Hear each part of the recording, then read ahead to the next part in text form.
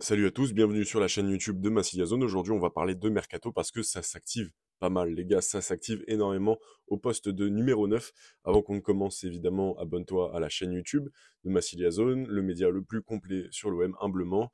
Mais un pouce bleu aussi parce que ça nous aide vachement pour le référencement, ça récompense notre travail, voilà. Et alors, pourquoi ça bouge autant? À mon avis, vous n'êtes pas sans savoir que Eli Wahi, recruté cet été pour 30 millions d'euros et quelques en provenance de Lens, est parti à Francfort, qui a dû trouver un remplaçant à Marmouche, qui est parti à Manchester City, car Guardiola a fait des caprices. Voilà, moi je suis un peu frustré perso du départ de Wai. Je pensais vraiment qu'il allait tout casser chez nous, et finalement peut-être qu'il va tout casser au pays d'Ekitike, mais en tout cas pas au pays de Ravanelli. Dites-moi dans les commentaires, est-ce que vous êtes dégoûté? Est-ce que pour vous c'est un mal pour un bien? Ça fait rentrer de l'argent, ça va servir à financer la venue de Paul Pogba qui devrait arriver bientôt.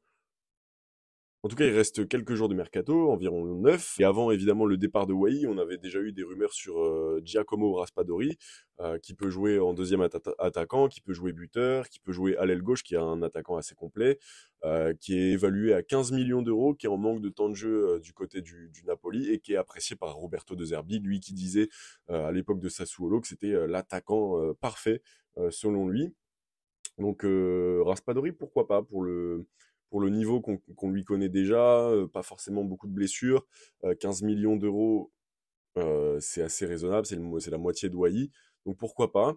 Il y avait eu aussi Scamacca qui avait été évoqué, mais plus pour cet été. Voilà, l'attaquant italien de l'Atalanta qui est évalué à 30 millions d'euros. Bon, c'est un pur numéro 9 cette fois-ci, 1,95 m. On connaît, assez puissant, renard des surfaces. Il a 26 ans aussi, donc voilà, c'est deux profils assez différents. Mais malheureusement, en ce moment, Scamacca est blessé. C'est pour ça qu'on en parle plus pour cet été.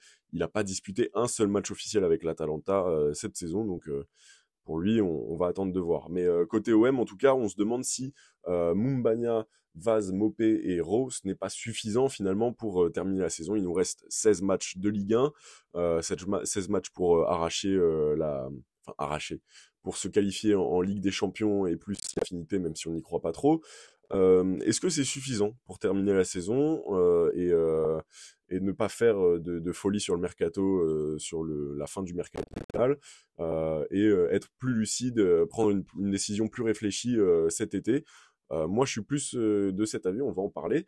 Parce que oui, dans le dossier du 9, il reste peu de temps et c'est un poste qui mérite réflexion étant donné le nombre d'échecs qu'il y a eu. Je ne veux pas vous rappeler de mauvais souvenirs, mais on a eu Vitinha avec une situation similaire un peu. On a claqué 30 millions sur sa pomme. Bon, heureusement, aujourd'hui, il n'y a plus Ribalta pour chuchoter des choses désastreuses à l'oreille de Longoria. Benassia a l'air d'être une personne beaucoup plus réfléchie. Mais voilà, Vitinha, c'était dans l'urgence. Vitinha, c'était 30 millions d'euros. C'était un jeune. Et voilà, il y a eu des noms qui sont sortis récemment. On a eu Rashford et Matistel avec une prise d'info. Par contre, ce serait que en prêt.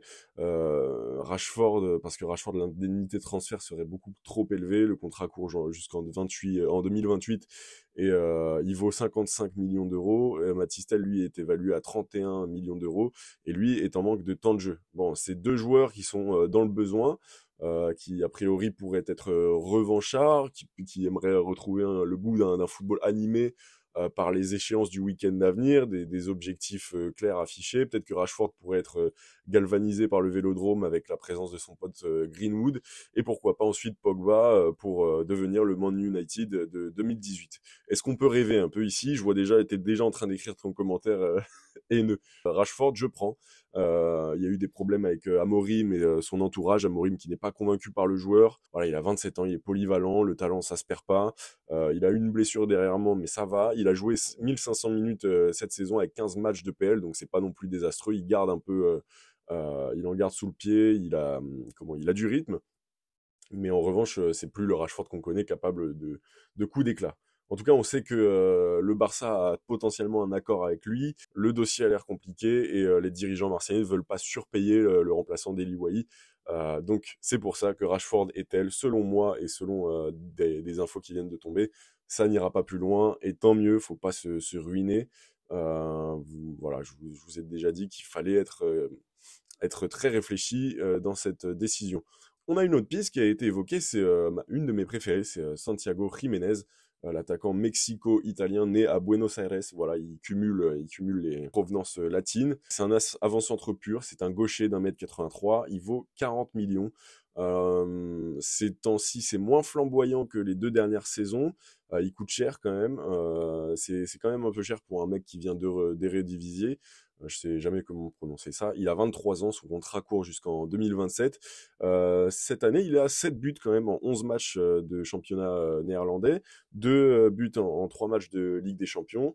Mais il est souvent blessé ces derniers temps avec des problèmes à la cuisse. C'est pour ça que potentiellement on pourrait le tirer à 30 millions d'euros minimum, hein, je dis bien minimum. Apparemment, le PSV en attend, le Feyenoord en attend 50 millions. C'est un attaquant assez complet, efficace en pivot, très très bon joueur, très à l'aise de haut jeu, comme je vous l'ai dit, dans le domaine aérien, et il est capable de prendre la profondeur. Mais pas encore à l'aise dans les petits périmètres, imparfait techniquement aussi pour se sortir de la pression avec de mauvaises prises de balles de temps en temps. Il a déjà prouvé, sur sa première saison, il met 15 buts en 30 matchs en championnat néerlandais. Ensuite, il en met 23 pour autant de matchs, dont 2 buts en 4 matchs de Ligue des Champions. Donc voilà, ça carbure plutôt bien depuis 2 ans. Ça m'a l'air d'être un peu cher et pas le bon moment pour le prendre. On a aussi la piste Ryan Brobbey, 22 ans, de l'Ajax, un pur buteur également. Cette fois-ci droitier, il vaut 30 millions, son contrat court jusqu'en 2027. Il a du mal cette saison. Il est à seulement 3 buts en 28 matchs, un seul en Eredivisie. Il a quand même 7 passes décisives, donc il contribue au jeu. Mais il a un total de 1300 minutes jouées pour l'instant. C'est relativement peu, il est plutôt remplaçant, donc ce serait plus un profil à relancer. Pour ce prix-là, je suis pas extrêmement convaincu. Je trouve qu'il y aurait une grosse prise de risque. Qu'est-ce que vous en pensez? On a aussi Ferguson qui figure dans la shortlist avec les 2 noms que je vous ai proposés juste avant. La tranche de prix est similaire. 40 millions d'euros, contrat jusqu'en 2029. En ce moment, il est blessé. Il a enchaîné que 300 pauvres minutes cette saison avec Brighton. Il est connu par De Zerbi, évidemment, puisque De Zerbi est passé par ce club, par les Seagulls. 16 buts en 34 matchs à sa première saison avec De Zerbi, et ensuite 6 en 36 matchs. Voilà, souvent blessé. Il est pas non plus, c'est pas non plus valeur sûre. Voilà, il a pas enchaîné de zinzin. Je suis pas convaincu non plus. Vous l'avez deviné, pour moi, il faut en recruter aucun. Je vais vous expliquer pourquoi. Moi, je suis de la team, il faudrait prendre un attaquant à relancer, un mec d'expérience, pas trop cher, un mec limite à prendre un mec en prêt qui nous coûte rien. Pourquoi pas Alexis Sanchez qu'on peut prendre à l'Udinese à bas prix, ou même en prêt. Voilà, il joue peu, donc et puis même finir la saison, on en parlait dans une dernière émission, finir la saison comme ça et s'attaquer à un dossier en étant plus lucide cet été. Voilà, Rowe, Mumbagna, Vaz. Et Mopé, ça me semble assez suffisant pour la Ligue 1, même si ça reste quand même assez limité. On va pas se mentir, contre des grosses équipes, ça me semble un peu juste. Mais si on recrute cet été, ce sera moins précipité peut-être. On sera peut-être plus lucide. Mais si bon, voilà, dans la shortlist, on n'est vraiment pas à l'abri d'une bonne surprise, pourront dire les optimistes en commentaire. Mais pour moi, le facteur risque est beaucoup trop gros, surtout pour les montants exigés.